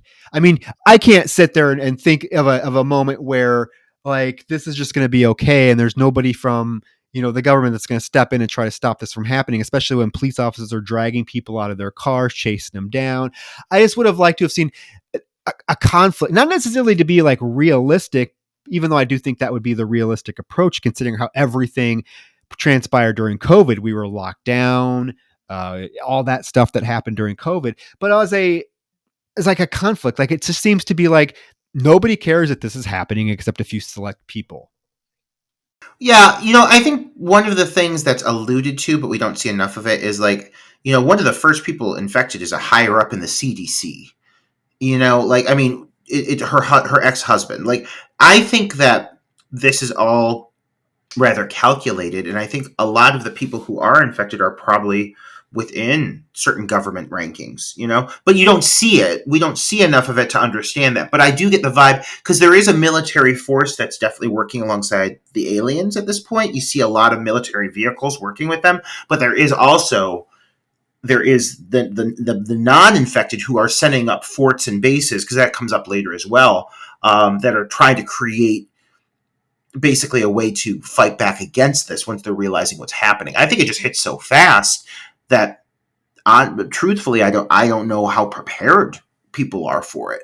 But I agree. I would have liked to have seen more major players, major political figures coming under the influence of this. I think it would make a lot more sense how things are handled. So she rushes home. She changes into sweats. She writes on the wall that, Ollie, mommy's looking for you. And then she goes outside and she joins a large group of people who, this reminded me of like Midsummer. Again, I'm assuming these two people commit suicide because they don't want to be transformed, but there's a large group of people that are just watching as these two people jump off the roof of this building to their deaths, as this woman is like screaming. And is that what you gathered, that why these people jumped off the cliff? Oh, I think it's becoming clear that in this city that this is starting to take over. You're like we mentioned, people are getting tackled on the streets. People are getting pulled away screaming. Anyone who's showing signs of being normal, like there's a woman at one point who she's like, "Don't sleep, don't sleep, don't sleep," and then she's tackled by cops. So I think obviously the public is aware of what's going on, and numbers are dwindling in the sense of people who are not affected within the major cities. So these two people, I think, yes, are jumping to their deaths because they do not want to be coming under the influence of this alien presence, and nobody responds. And she has to fake not being shocked. Nobody responds but that one woman, and that one woman's immediately dragged away. She's dragged away and she's turned into an alien too. So yeah, I think it's really, that sequence is meant to imply just how rampant this is spreading, because so many people are just unfazed by this fucking public suicide. Yeah, well, she goes to Ben and Dr. Stevens there and tells them that at this point, tens of millions of people may be infected in the U.S. alone. And there's no way to know whether they're infected or not. They just have to stay awake until a real cure can be developed. I don't know, they're watching like some monitor, and they do see that Dr. Henrik comes home to Luddy and tells her that he needs her, and her dumbass goes over to her and hugs him. And then he asks if there's other people in the house, and there's just a bunch of people flock into these rooms to infect everybody that's there. Now, because they're watching it on the monitor, Ben, Dr. Steven, that assistant, and Carol are able to get out of the house, because they go to Dr. Henrik's house. That's where she goes to find Ben initially. So they're able to get out of the house. Again, they walk past a bunch of cops, and this is when Carol sees Wendy being literally manhandled, dragged away, screaming that she has slept. Again, lots of just like large leaps of just logic that just happened, that just, just to push the plot forward, because this causes Carol to figure out that it could be possible that Wendy is immune to whatever this is. And they need to go look at her medical records to figure out what may cause her to be immune. And they rush back to her office, they look at her medical records and realize that she had, what is it? Encephalitis, something like that, which is affects the brain, like swelling of the brain, the white brain matter. It's ADEM. It's something that is, I think, associated with like chicken pox. And yeah, what it does is it affects the brain matter so that, listen, I'm simplifying the terms, but in a way that the virus is not able to affect the DNA. Like, it's not able to have a full effect. And so thus it forms an immunity against the virus. And so those who are infected are becoming aware of it. And that's why we see poor fucking Wendy getting tasered in the streets, because her husband said earlier on the phone, he's like, she's sleeping right now. And now she's saying, I've slept. So it's becoming clear that there's certain people who can be infected, go to sleep, wake up, and they're immune. They're not being affected by the virus. Yeah. So she also remembers that Ollie basically had the same thing. Ollie had chickenpox when he was a kid. It caused him to have that ADEM. So he must be immune too. At that same time, she does get a text from Ollie telling her that he's at Jones, who is Tucker's mom, and to come and get him. And this is in Baltimore. So they're starting to quarantine part of the city. So there was a moment where like Ben found this this cop dead on the street. So they take his police car. He drives her to this alley and just like lets her off and is like, go find Oliver. Not before she does tell him that Tucker did hold her down and get her infected. And there's a lot of really interesting, though sporadic, like jump cuts at this point. Like they're having a conversation, all of a sudden you're in the car, and then you're back to the conversation, and now the car's plowing through a crowd.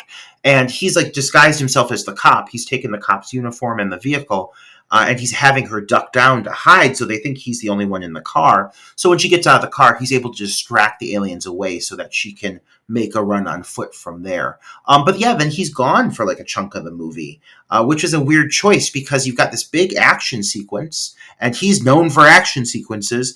And then it doesn't go full throttle. He just drives off, and now we're back to focusing on Carol. Yeah, so she goes into the subway again, or the DC train station, and people are staring at her. People are still being attacked by cops. She gets on the train. She has to witness this poor old woman being given a shot that'll force her to sleep, is what the train employee's telling her to do. And she finally makes it into the bathroom and texts Ollie, and then she begins dozing off. Luckily, like she has visions of, she's having like delusions, visions, hallucinations, and it wakes her up before she can fall into a deep sleep. And so she gets up, and when she opens the bathroom door, that fucking Gene is there. How the hell did he get here?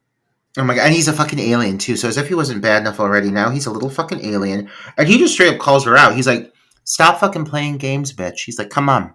Come on out. Take a nap. We all know you're fucking infected.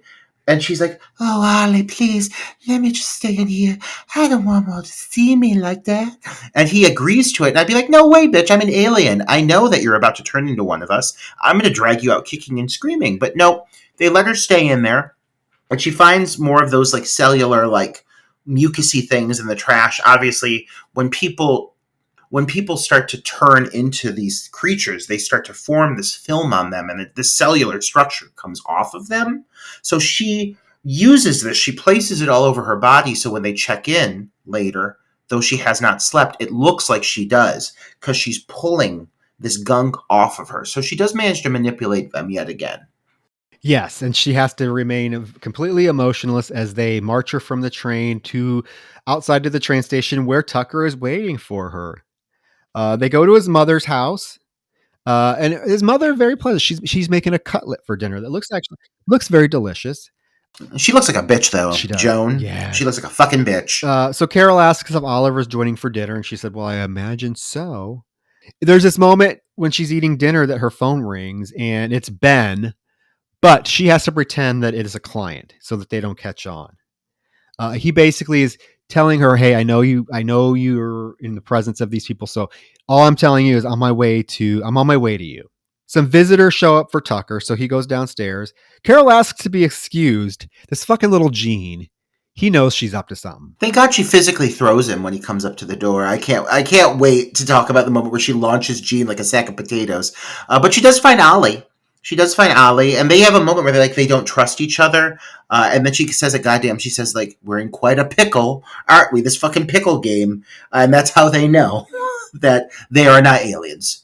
And they hug, and that's the same moment that fucking Gene comes in, and I just had to laugh. She grabs that little bastard and fucking launches him into the bedpost. That fucking Gene. But now we're off. They're sneakily, stealthily leaving, but they are still noticed by fucking Joan, that wench.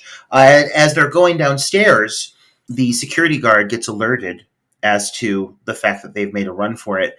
And Tucker's right there outside with all of his friends, and they look over, they see her, and it does launch into a big chase sequence. And this is a moment that does start to capture the vibe, capture the energy, again, of at least like the 70s retelling of the film.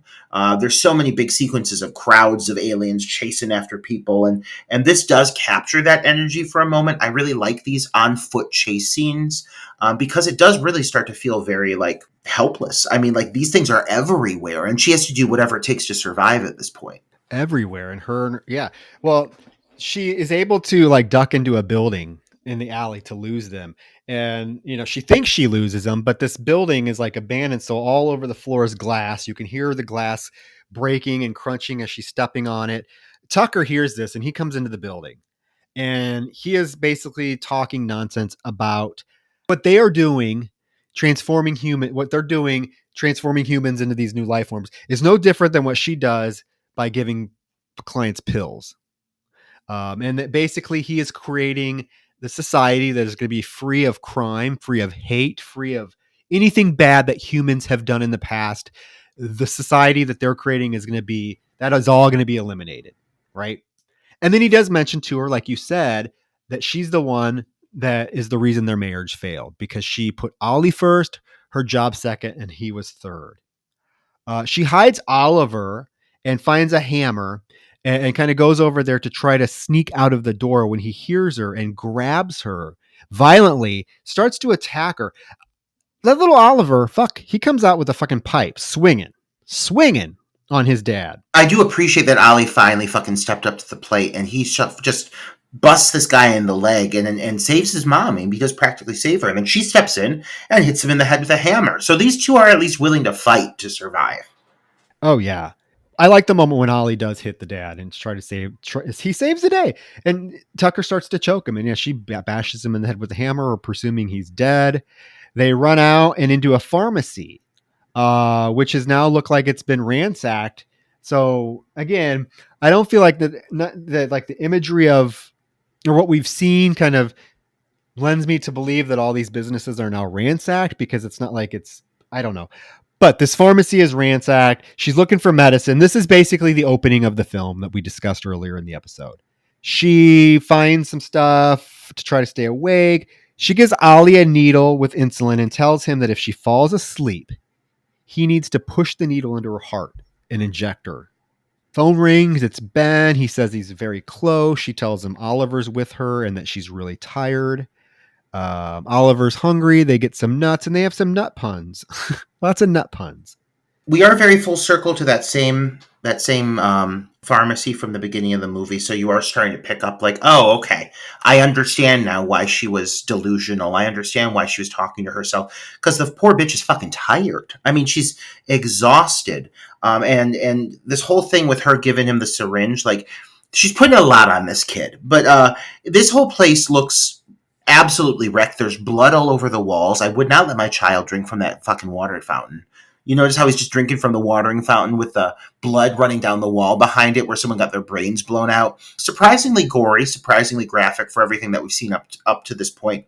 And she does find a closet here where she does find like several bodies of people who are asleep, apparently in REM sleep, covered in that like thick waxy material. One of them's a cop. She takes the gun. So this becomes an important aspect here for a bit. But yeah, so she's locked the door. She tells Ollie, she's like, do not go in there at all. And she's basically like trying to stay awake until Ben comes and finds her. Doesn't work out too well because she falls asleep. Ollie has no choice. He finds her laying there in the aisle, passed out. He has no choice but to stab her in that fucking heart with that syringe. And when she wakes up, she does have those slimy things on her skin. She rushes to the bathroom to like pull them off of her face. And when she comes out, Ben is there. And they hug.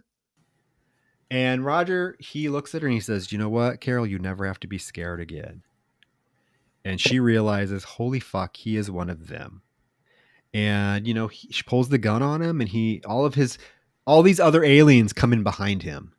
And you're like, oh shit, how did this happen? Like, how did Ben allow himself to be transformed? But he did, because he's like, we're promising you a world without war, poverty, and crime. He says that they need to take care of Oliver, though, because there's no room for the immune in their world. And she's like, what do you mean take care of him? What do you mean take care of him? And this guy tries grabbing Oliver and she fucking shoots him. And she just starts shooting everybody. I love that. He's like, are you going to shoot us all? And she's like, yeah, pretty much. And then she blows away his fucking kneecap because she can't kill him, but she's not going to let him take after her. I think, Nicole Kidman, always a professional. I think she's so good at portraying like frantic, terrified, helpless, distraught, like any of these intense emotions. Like this is prime material for her. And this whole bit where she's like, you keep away from my son. And she blasts these fuckers away one by one. I mean, she's actually fantastic in this moment. I really do think this is a really intense sequence, this whole showdown with him. Again, though, a missed opportunity to either A, show us what happened to Ben. Like, how did he treat? Even better, though, Roger, is let the audience have a little bit of a beat before it's revealed that he is one of them. Does that make sense? Yeah.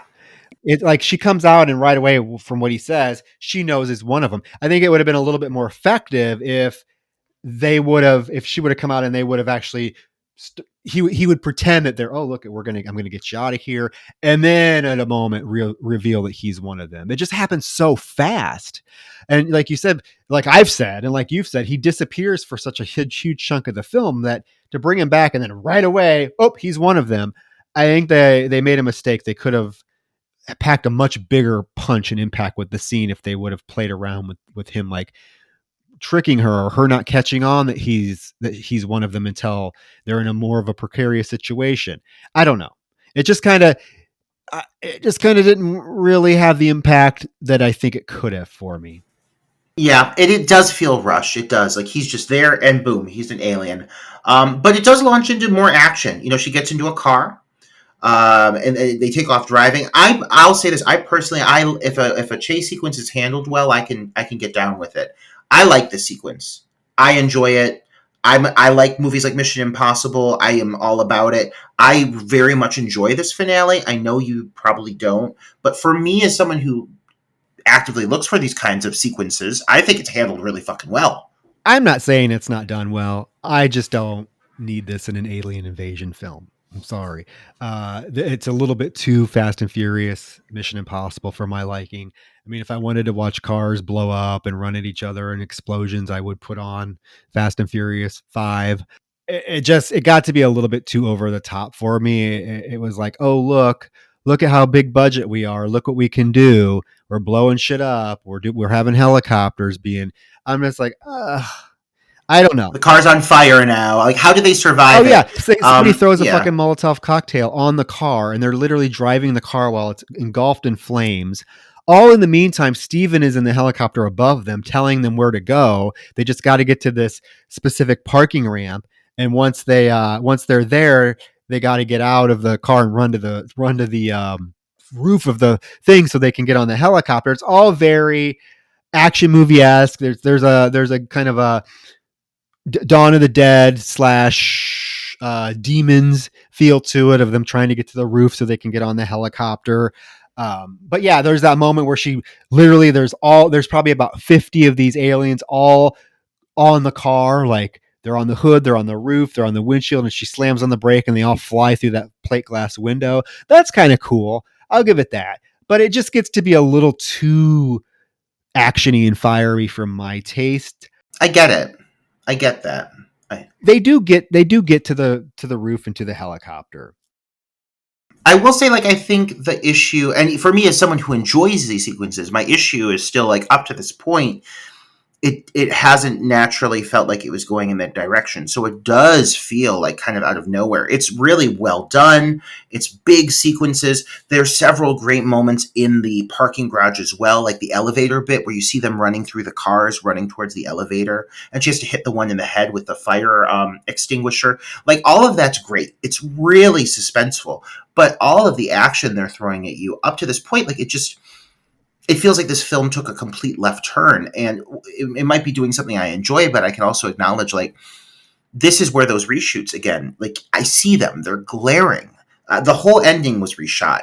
The twist ending, the reveal with Ben, all of that was reshoots. And I think it's very obvious. It's clear that they wanted to show off the budget, because overall, up to this point, I mean, this has been a Hollywood movie, but it hasn't been laden with explosions and big sequences. It's clear that they pumped all of this additional budget into these final 15, 20 minutes of this movie, trying to make it something that really it is not. It's well done, but yeah, it just comes out of nowhere. But I like seeing the shots of the alien, the infected, like running through the streets in the spotlights of the helicopters. Like, it feels like a fever pitch. It's climbing to a big climax.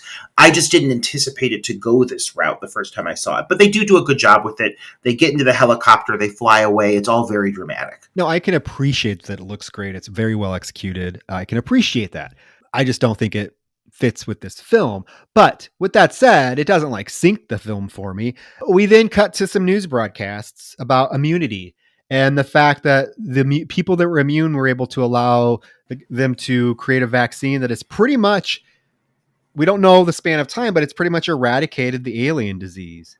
So it's gone. They came up with a vaccine. The alien infection has been eliminated and life is back to normal, to the point where we cut back to Carol at home getting Ollie ready for school. He doesn't look that much older. He still looks the exact same age, same haircut, so it can't be that much later. So they all this happened pretty damn quick. Ollie gets all, and Jean is there too. So apparently the vaccine also works at turning people who were infected back to normal, quote unquote, because he's there. We start to hear someone talk, and the camera goes over, and he's talking about the war in the Middle East has started again.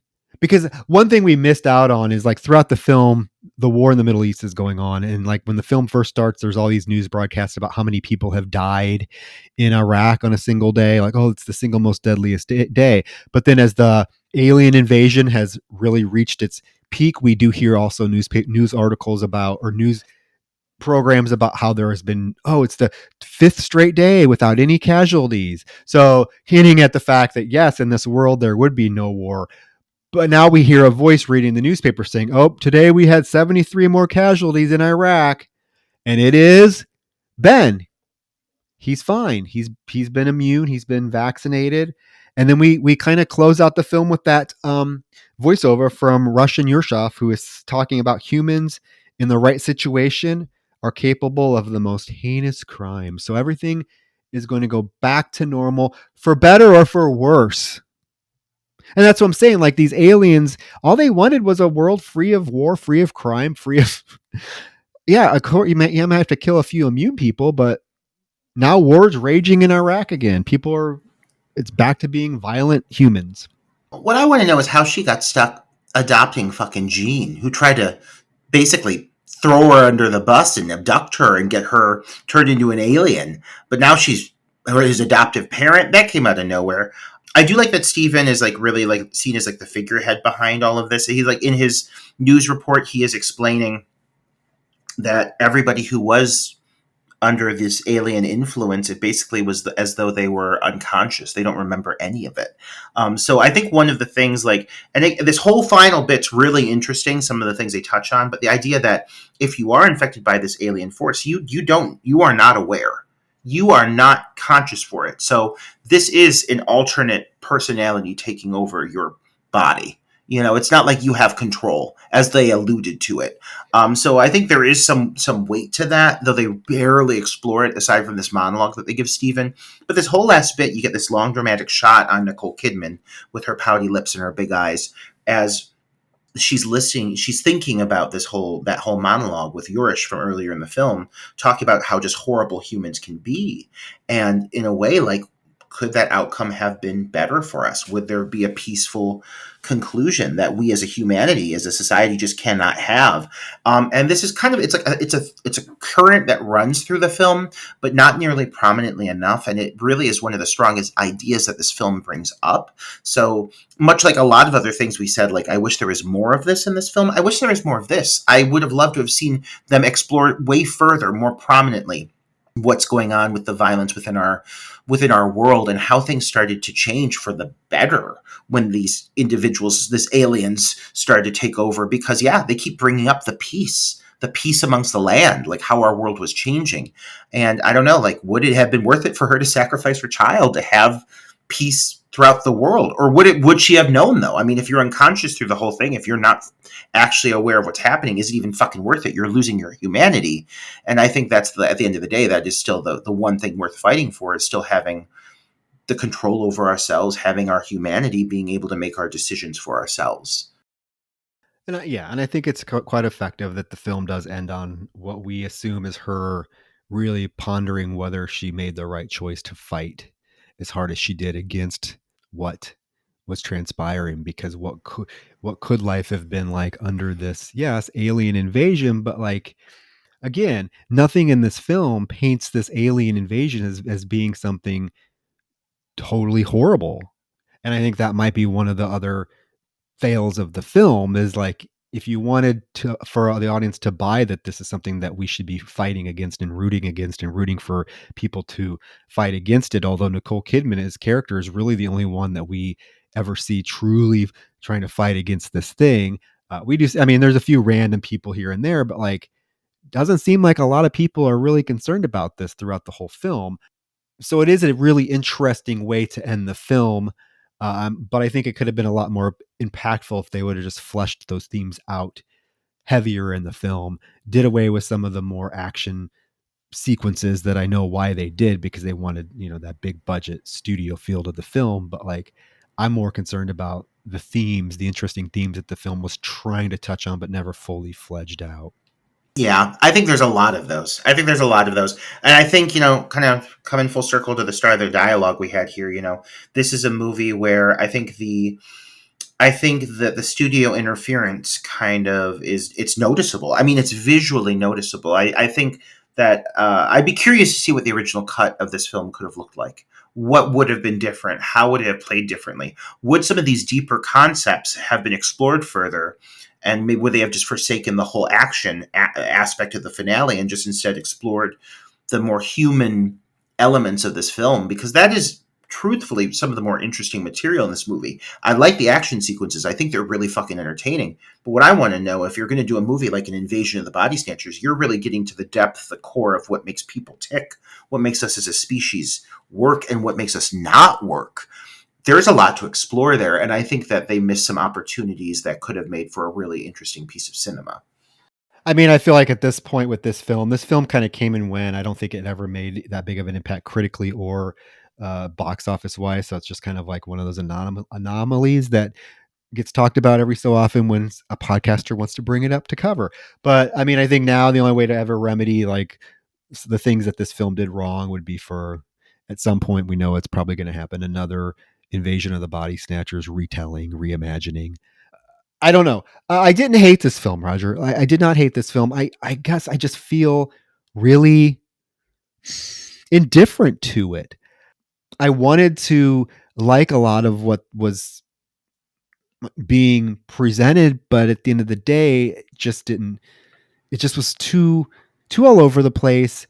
I don't know. It's a film. I'm glad I watched it. I always say that. I'm always glad when I get to watch a new film. I don't think I'd ever revisit it, and I don't think it'd be ever a moment where I'd be like, oh, I'd suggest somebody to watch it. But I did not hate my experience watching it. I guess all I kept thinking about while watching this film is how much better it could have been. I think that's fair. I see the flaws. I do. As someone who enjoys the film, I enjoy it, flaws and all. But I think they could have made a far better movie. And this is not a movie that I'm shocked that people don't enjoy it. But I do, kind of coming back to what I said at the start, I think that in the sense of how it was executed, the editing, the artistry, just the overall style and finesse behind this movie, I do think there are aspects of this film that don't get credit, that should, I think, receive a little more love, because I think from a visual standpoint and from an editing standpoint, I do think that this film was a little bit ahead of its time. It may not tackle the material perfectly. It may have made some strange, bold choices, but I do think there's an artistry behind this film that deserves a little more appreciation, especially for me as a filmmaker, starting to learn my style and what I'm trying to create, what I want to do with my movies. I can watch this movie and say, hey, I think that they were a little ahead of the curve with some of the things they're trying to execute here. And that's a great thing. That's a great thing, to be able to draw that type of inspiration from a film. And so I'm curious, guys, because this is a film that I don't see brought up or talked about a lot. I'm curious, listeners, are any of you like in Roger's camp where you enjoyed this film? It's a film that you think has definitely its benefits, its positives. We would love to hear your thoughts on this. So, as always, share your thoughts on the invasion and where you stand on the film, because I'm very curious to hear other people's opinions on this, because it's a film that really I just was never on my radar. I don't hear people talk about it. I remember it coming out, but it's never been a film that I've had any inkling to like do research on or to look up reviews on. And in fact, like a couple days ago was my first time even having anything to do with the film, was when I watched it for this podcast. So I'm curious, is there a fan base out there for this film? Share your thoughts with us. Please, and Troy, share your thoughts with me about what your next pick is, because I know that you've got something cooking. It's your call. So It's my call, and I'm just gonna say it because we covered Psycho 2, and when we covered Psycho 2, I also found out that you've never seen Psycho yeah, I've 3. never seen Psycho 3. So we are covering Psycho 3. And I will tell you the reason why I chose it so quickly after Psycho 2 is because I want Psycho 2 to be fresh in your mind while you're watching Psycho 3, because tonally the films are so completely different, and I am so curious to see if like that tonal shift is going to be something that you find problematic or something that you actually find interesting, because I also need to acknowledge, and I told you this but I don't think it registered in your mind as heavily as it should, Anthony Perkins directs Psycho 3. And so the film has it's just, I think it's like the first film he directed, the only film he directed, and there's just like this uniqueness about the style of the film that I'm really curious to hear your thoughts on. So we are covering Psycho 3. Oh, I can't wait. And after how much I enjoyed this last one, I'm really interested to see this next entry, because what you've said, anybody else that's brought up the film to me, they've asked me, have I seen Psycho 3? And they've all said it's very different. It's very, very different. I keep hearing that they go a lot harder with the slasher elements, and I'm excited to see that. I think that's going to be cool, because a few of and I didn't really have any gripes with Psycho 2, but there's a couple kills that I was like, ooh, I wish they would have just lingered a little bit longer, and I'm hoping I get that with this one. So we shall see. Psycho 3 is definitely leans heavily into a slasher elements, but it also has just very unique stylistic choices. Sometimes it feels like a giallo. Sometimes it feels, I mean, it's quite a unique filming experience. It has a very strong female lead. You get Diana Scarwid, who you all know and love as Christina Crawford in Mommy Dearest. She's in this, taking over kind of the Marion Crane / Mary Crane character, in a very interesting turn for her. So I think you're going to, yeah, I think you're going to have thoughts about the film. I don't know if you're going to love it or hate it or be indifferent, but you're definitely going to have some stuff to say about it. So, guys, we are super excited. I'm super excited to hear Roger's thoughts on Psycho 3. So, yeah, until then, like I said, let us know your thoughts on The Invasion. Give us that 5-star rating on Apple Podcasts. Check out our Patreon. We just did another Patreon episode about sequels. So we got all kinds of good stuff coming. So get your ears ready. Get your ears ready. Get your bodies ready, because something good's coming. Psycho 3. I can't wait to record it with you, Troy. My God. I know. I can't wait. All right, guys. With that, have a wonderful night. Leave us that 5-star review. Let us know your thoughts on The Invasion. Farewell. Good night.